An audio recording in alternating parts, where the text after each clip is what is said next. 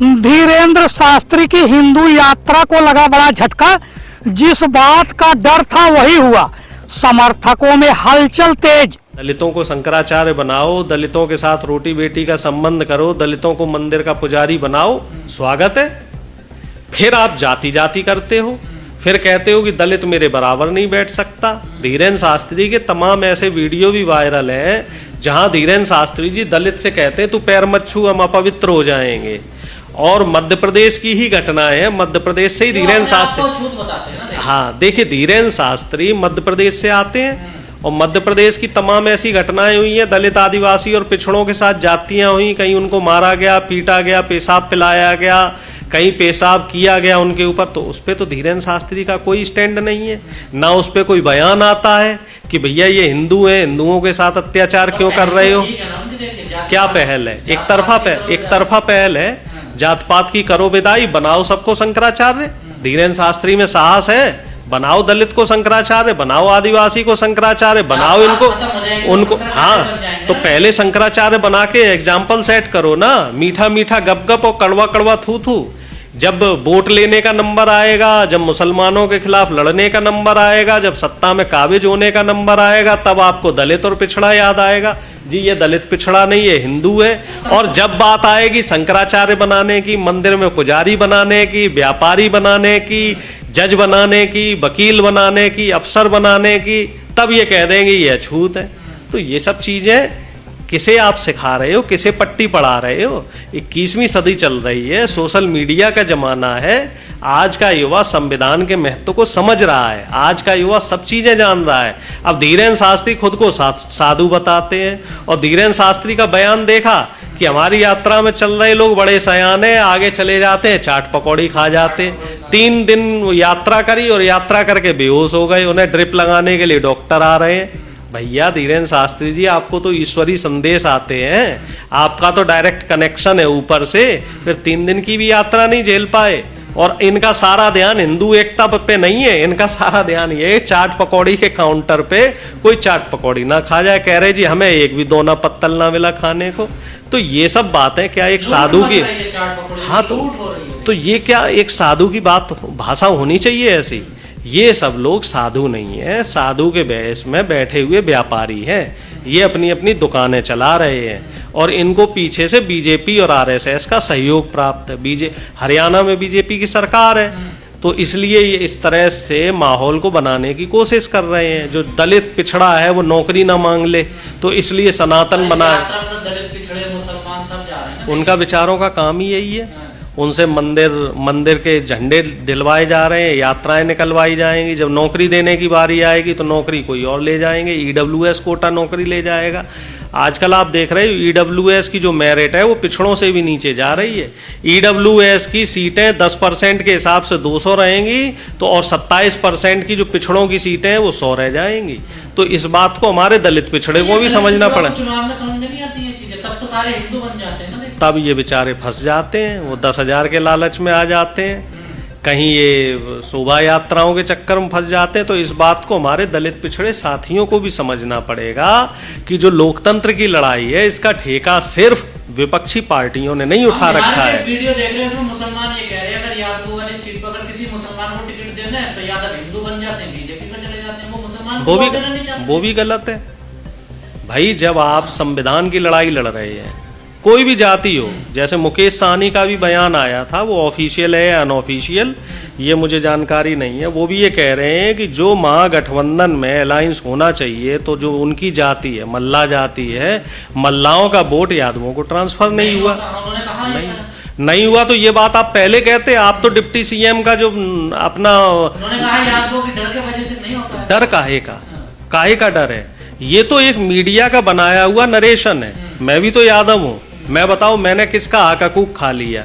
तो इस समय यादव समझदार हो गया है, यादव संविधान के महत्व को समझ रहा है और आंखों में आंखें डालकर जो मनवादी ताकतें हैं उनसे सवाल कर रहा है। इसीलिए यादवों का चरित्र हनन करने की कोशिश की जा रही है, इसीलिए यादवों को विलेन बनाने की कोशिश की जा रही है, इसीलिए यादवों को गुंडा, बदमाश और अपराधी बनाने की कोशिश की जा रही है। असली सवाल और असली जो जड़ है वो ये है। तो इस यात्रा का भी असर पड़ा क्या बिहार में कुछ? बिहार में यात्रा का भी असर रहा है, और दूसरा फैक्टर और रहा है कि जो हरियाणा से और गुजरात से जो स्पेशल ट्रेनें चलाई गई हैं, इनका भी एक असर रहा है। लाखों की संख्या में वोटरों के रिजर्वेशन करा के उनको वोट डलवाए गए, और वापस फिर उनको वापस उनकी भी व्यवस्था की गई। चारों तरफ से एक प्रपंच रचा गया। तो बहुत सारे, चूंकि सरकार में बैठे हुए हैं, पूरा सिस्टम इनके पास है, पूरी सरकारी मशीनरी। अब देखिए, ये बड़ा दुखद है जो इस तरह के बयान जो आ रहे हैं, वो कहीं ना कहीं बहुत दुखद और पीड़ादायक है। इस तरह की चीजें, संजय यादव हैं, उन पे सब आरोप लगा रहे हैं, वो भी गलत है, क्योंकि घर के मसले में किसी बाहरी व्यक्ति को इन्वॉल्व नहीं होना चाहिए। यही बात हमने उत्तर प्रदेश में भी देखी थी कि जब अखिलेश जी और शिवपाल जी के बीच में झगड़ा हुआ, और उसका खामियाजा पूरे उत्तर प्रदेश को भुगतना पड़ा। बीजेपी उसी दौरान मजबूत हो गई, और अभी तक मजबूत है। और अगर इसी तरह का झगड़ा बिहार में चलता रहेगा तो उसका लाभ कहीं ना कहीं बीजेपी को मिलेगा, और मिल भी रहा है। एक फैक्टर ये भी हो सकता है कि जो तेज प्रताप अलग चुनाव लड़े और तेजस्वी अलग लड़े, तो उसका एक संदेश पिछड़े समाज में भी जाता है। जो आरजेडी का समर्थक है, जरूरी नहीं वो सिर्फ यादव मुस्लिम ही हो, और भी तमाम जातियां वोट देती हैं, तो उसके दिमाग में भी ये चीज़ गई कि अरे यार, ये लोग घर नहीं संभाल पा रहे हैं, तो बाकी चीज़ें कैसे मैनेज करेंगे। तो बहुत सारे ऐसे फैक्टर रहे हैं जिनकी वजह से ये चुनाव प्रभावित हुआ है। और कुल मिला जुला के ये है कि लोकतंत्र के लिए ठीक नहीं रहा हूँ कि अगर हम बसपा के साथ गठबंधन कर लेते तो हमें उसका ज़्यादा बेनिफिट मिलता, या मुकेश सहनी की जगह हम ओवैसी से गठबंधन कर लेते तो हमें उसका ज़्यादा बेनिफिट मिलता। क्योंकि मुकेश सहनी के साथ जो हमारा गठबंधन हुआ, तो वो वोट हमारे पास ट्रांसफर नहीं हो पाया, उसका फायदा सीधा सीधा एनडीए को मिला। और वहां पे एक चीज और देखने वाली बात है कि सीमांचल का जो क्षेत्र है, वहां भी एनडीए जीती है, तो इसका मतलब मुस्लिम वोट भी कहीं ना कहीं एनडीए की तरफ गया है, नीतीश कुमार को मिला है। अब वो क्यों मिला है, क्या कारण रहे हैं, तो उन कारणों की भी समीक्षा होनी चाहिए। चुनाव में अगर हार हुई है और भले ही धांधली हुई है, तो हम धांधली को ये कह के अपना पल्ला नहीं झाड़ सकते कि साहब बेईमानी हो गई है, हमारी कोई गलती नहीं है। हमें अपनी गलतियों का भी विश्लेषण करना चाहिए कि हमसे कहाँ कहाँ पे चूक हुई है। निश्चित तौर पे देखिए, इसमें दो फैक्टर और भी है। एक तो हमारी जो 5 सीटों पे आरजेडी के साथ सहमति नहीं बन पाई, तो वो 5 नहीं बल्कि 6 सीटें थी, तो वो भी कहीं एक छोटा सा फैक्टर हम मान सकते हैं। इसके अलावा जो सामाजिक न्याय की बात हम लोग कर रहे थे, और उस सामाजिक न्याय को हम जनता के बीच में डिलीवर करने में फेल रहे। हमें ओबीसी को 60% सीटें देनी चाहिए थी, और हम ओबीसी को 21% सीट दे पाए। जो सीटों का हमने वायदा जनता से किया था, वो वायदा हम पूरा नहीं कर पाए, तो निश्चित तौर पे उसमें भी कहीं ना कहीं थोड़ा बहुत जनता के बीच में एक आक्रोश रहा है कि राहुल गांधी जी की बातों को जो वहाँ का प्रदेश नेतृत्व है वो पूरा नहीं कर पा रहा है, या जो वहाँ पे इंचार्जेस थे जिनको वहाँ पे चुनाव की और टिकटों की जिम्मेदारी दी गई थी, उन लोगों से जो चूक हुई है, तो निश्चित तौर पे उसका भी विश्लेषण होना बहुत जरूरी है। लेकिन इसमें एक चीज और देखने वाली है। देखिए, हमने कभी किसी को नहीं डराया। हम अब भी माइनॉरिटी के साथ जो जातियां हो रही हैं उसके लिए खड़े रहेंगे। बीजेपी आ जाएगी, अगर मुसलमानों ने वोट नहीं दिया, तो अखिलेश यादव वही काम करते हैं, तेजस्वी यादव भी वही काम करते हैं। हम बात करते हैं संविधान की, जो हम लोग हैं इंडिया अलायंस के लोग हैं, हम बात करते हैं संविधान की, कि बीजेपी संवैधानिक तरीके से शासन नहीं कर रही है। वो बात हम अब भी कर रहे हैं कि एसआईआर के जरिए जो वोट काटे जा रहे हैं वो ज्यादातर किसके हैं। फिर सर वही रोना शुरू हो गया आपका। आपने कहा हम संविधान की बात करते हैं, 2% मल्ला जाति का वोट है, मुकेश सहनी को आप डिप्टी सीएम बना रहे हैं, और मुसलमानों को आप हिस्सेदारी भी नहीं दे रहे, टिकट भी नहीं दे पा रहे। देखिए, ये बात तो हम लोगों ने उस समय तय कर ली थी कि अगर हमारी सरकार बनती है तो हम किसी मुसलमान को भी डिप्टी सीएम बनाएंगे और एक दलित को डिप्टी सीएम बनाएंगे। ऐलान हुआ था, लेकिन मीडिया ने उन चीजों को नहीं दिखाया। नहीं, नाम फाइनल नहीं हुआ था, वो कांग्रेस की तरफ से बनना था। लेकिन कांग्रेस में ये फाइनल नहीं हुआ था कि इसको डिप्टी सीएम बनाएंगे, क्योंकि हमारे यहाँ एक आम सहमति से बनता। ठीक है, जैसे बीजेपी ने भी मुख्यमंत्री का ऐलान नहीं किया कि मुख्यमंत्री कौन रहेगा। पर वहाँ तो सबको पता है नीतीश कुमार ही बनेंगे। पता होना अलग चीज होती है, लेकिन एक उसकी ऑफिशियल डिक्लेरेशन होना एक दूसरी चीज होती है। जैसे महाराष्ट्र में पता सबको था कि एकनाथ शिंदे को मुख्यमंत्री बनाया जाएगा, लेकिन क्या एकनाथ शिंदे मुख्यमंत्री बने? नहीं बने। तो आपको शक है बिहार में नीतीश कुमार बनेंगे? अब क्या नीतीश कुमार जी मुख्यमंत्री बनेंगे? क्योंकि अमित शाह जी तो ये कह के पल्ला झाड़ देंगे कि हमने तो नहीं कहा था, हमने तो डिक्लेयर नहीं किया था। अभी भी जो बीजेपी का शीर्ष नेतृत्व है वो इस बात पे अड़ा हुआ है कि जो एनडीए की विधायक दल की बैठक होगी उसमें बहुमत से तय होगा कि किसे मुख्यमंत्री बनाया जाए।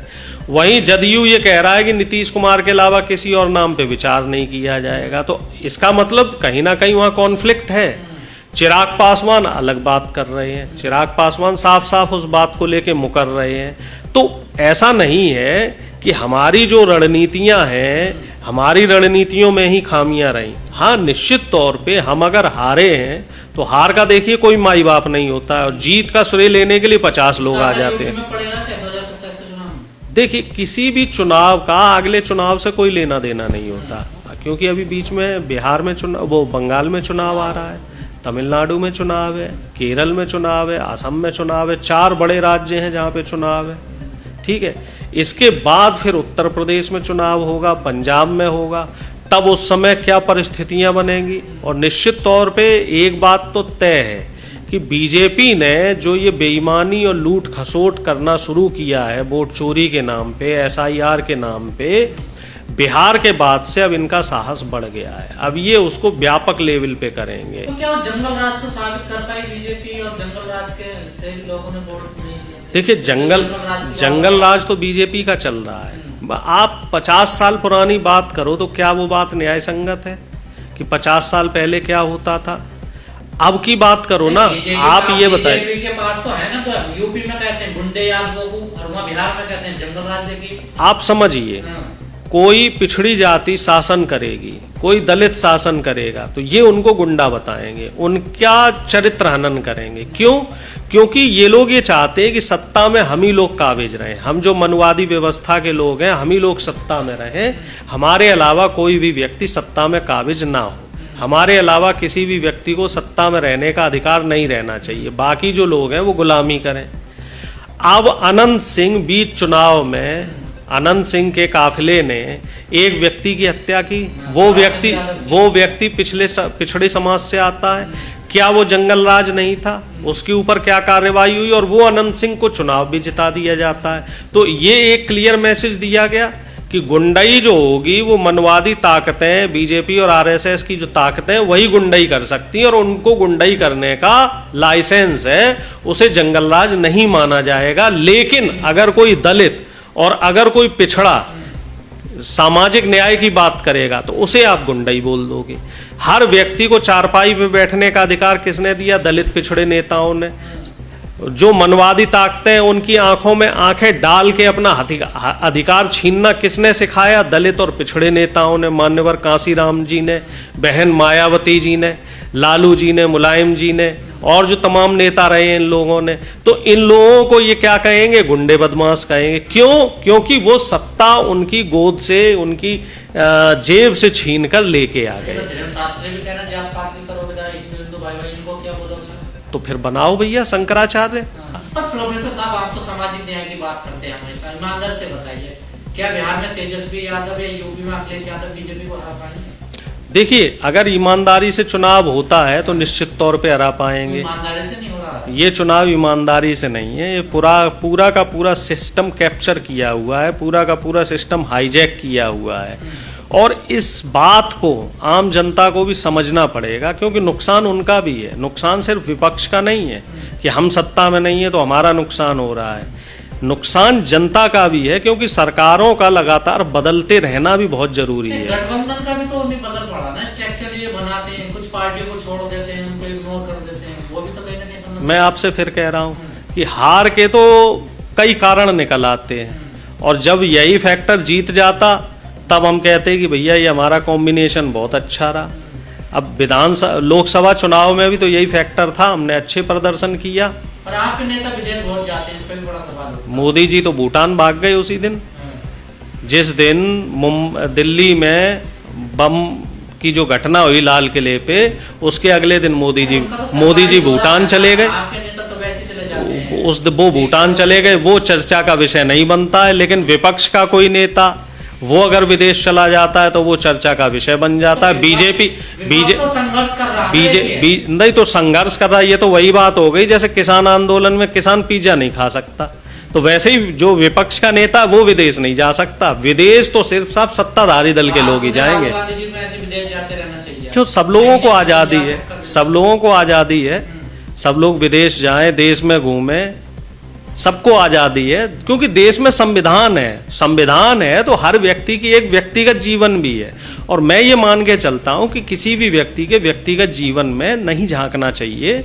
जैसे एक वीडियो वायरल हुआ, राहुल जी अपनी भांजी के साथ जा रहे थे, हालांकि मैं इस पे चर्चा नहीं करता, लेकिन बीजेपी वाले कह रहे हैं कि भैया राहुल जी एक युवती के साथ जा रहे हैं। अब उनकी सोच देखिए कि कोई व्यक्ति अपनी बहन, बेटी, भांजी के साथ भी नहीं घूम सकता, तो इनका आचरण समझिए कि ये लोग किस हद तक गिरे हुए हैं। लेकिन जिस तरीके से ये चुनाव एक तरफा हो गया, बीजेपी का स्ट्राइक रेट, एनडीए का स्ट्राइक रेट 90% से ऊपर है, तो वो बहुत सारे सवाल खड़े कर रहे हैं।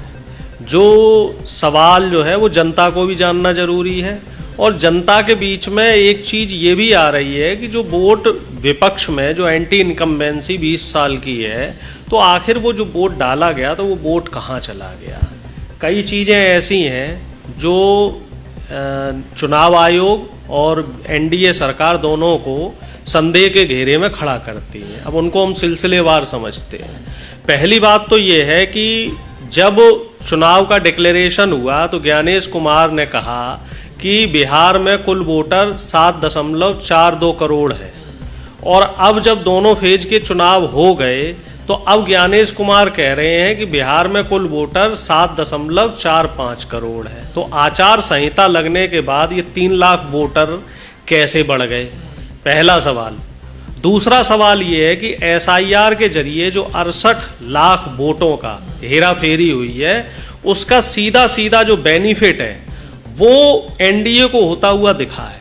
क्योंकि अगर हम 2020 के चुनाव और 25 के चुनाव को कंपेयर करें कि जिन जिन चुनाव पे बीजेपी 10,000 या 20,000 के मार्जिन से हारी थी, उन्हीं सीटों पर बीजेपी और एनडीए गठबंधन जीत रहा है। जो महागठबंधन के वोट कटे हैं, बिल्कुल उन्हीं के वोट काटे गए हैं। 64 लाख वोट कटे हैं, वो महागठबंधन के कटे हैं। भाई हम तो यही कहेंगे, जो आंकड़े हैं वो आंकड़े इसी बात को कह रहे हैं कि महागठबंधन के वोट काटे गए हैं और उसका सीधा फायदा बीजेपी को होता हुआ दिख रहा है। अब इसमें तीसरी चीज और आ जाइए कि जब आचार संहिता लागू हो चुकी है, आचार संहिता लागू होने के बाद 10,000 रुपए महिलाओं के अकाउंट में डालना, ये साफ साफ आचार संहिता का उल्लंघन है। हम लोगों ने उस समय भी इस बात को उठाया था कि चुनाव आयोग इस पे संज्ञान ले, लेकिन चुनाव आयोग, चूंकि चुनाव आयोग बीजेपी के हाथ में है, बीजेपी और चुनाव आयोग भाई एक ही थाली के चट्टे बट्टे हैं। और आप एक बात समझ के चलिए कि 1 करोड़ 10 लाख महिलाओं के अकाउंट में 10-10 हजार रुपए डाले गए और उनको इन्फ्लुएंस किया गया। पहले भी पैसे डाले जाते थे, लेकिन वो आपकी आचार संहिता लगने से पहले डाले जाते थे। जैसे महाराष्ट्र में हुआ, वहां भी पैसे डाले गए, मध्य प्रदेश में पैसे डाले गए, हरियाणा में डाले गए, लेकिन वो आचार संहिता से पहले। इस बार तो इन लोगों ने खुल्लम खुल्ला बेईमानी और डकैती की। तो आप ये जो 3-4 पॉइंट है, इन 3-4 पॉइंट से मैं एक चीज जो कंक्लूड करता हूं वो साफ तौर पे ये है कि बीजेपी ने चुनाव को प्रभावित किया। और दूसरी बात यहाँ पे एक और है महत्वपूर्ण कि अमित शाह जिस होटल में रुके हुए थे वहां के सारे सीसीटीवी कैमरे बंद क्यों थे, उन सीसीटीवी कैमरों पे कपड़ा क्यों डाला गया था। जाहिर सी बात है वहां कुछ दाल में काला था, कुछ ना कुछ वहां कारगुजारी हो रही थी। अब इंडिया गठबंधन के जो लोग हैं, हम लोग इसका विश्लेषण कर रहे हैं और पर्याप्त साक्ष्यों के साथ कुछ समय में हम लोग इन चीजों को जनता के सामने लाएंगे। और निश्चित तौर पे देखिए हार तो हार होती है। अब इतनी बुरी हार नहीं होती ना, देखिए राहुल गांधी ने वहाँ वोट बचाओ वोट अधिकार यात्रा भी निकाली, कोई फायदा हो रहा है क्या? नहीं, फायदा तो हो रहा था, लेकिन अब जब खुल के डकैती हो रही है, आप ये देखिए महाराष्ट्र में जो हुआ वही चीज आपकी बिहार में हो गई। महाराष्ट्र में भी चुनाव एक तरफा कर दिया गया और 2/3 से ज्यादा जो सीटें हैं वो एनडीए गठबंधन के, वहाँ का जो महायुति सरकार बनी हुई है उसके फेवर में है। और उसी तरीके से यहाँ हुआ, यहाँ तो जो विपक्ष है, विपक्ष के हाथ में सिर्फ 34-35 सीटें रह गई। इसका मतलब तेजस्वी की कोई गलती नहीं, राहुल गांधी कोई गलती नहीं, कोई समीक्षा करने की नहीं, समीक्षा होनी चाहिए। मैं क्या कह रहा हूँ कि देखिए हार तो हार है, गड़बड़ भी समीक्षा करने की क्या जरूरत है? देखिए गड़बड़ भी हुई है और निश्चित तौर पे हम में भी कुछ कमियां रही होंगी, तो हम उन कमियों का भी विश्लेषण करेंगे कि हम कहाँ पे ज्यादा अंतरों से हारे। देखिए जो क्लोज मार्जिन से हार जीत है वो तो निश्चित तौर पे चुनाव आयोग की उसमें संलिप्तता है, जहाँ 10,000, 20,000, 2,000, 5,000 के 30 वोट से जीता, आपने देखा नहीं सर? निश्चित तौर पे वो बिल्कुल बना है। बिहार में बसपा का एक विधायक बना है, ओवैसी के 5 विधायक बने और एक विधायक 200 वोटों से हारा है। तो ये भी एक कारण है कि जो अलायंस पार्टनर हमारे रहे, तो अलायंस पार्टनर के रूप में जो भरोसा हमने लेफ्ट पे दिखाया, हमारा प्रदर्शन उतना अच्छा लेफ्ट नहीं कर पाया। हम अपनी पार्टी की बात करें और तो छोड़ दीजिए, हमारी पार्टी का भी प्रदर्शन उतना अच्छा नहीं रहा। जो पिछली बार था हम तो उसको भी रिपीट नहीं कर पाए, हम उससे भी आधी सीटों पे रह गए। और इसके बजाय मैं तो ये मानता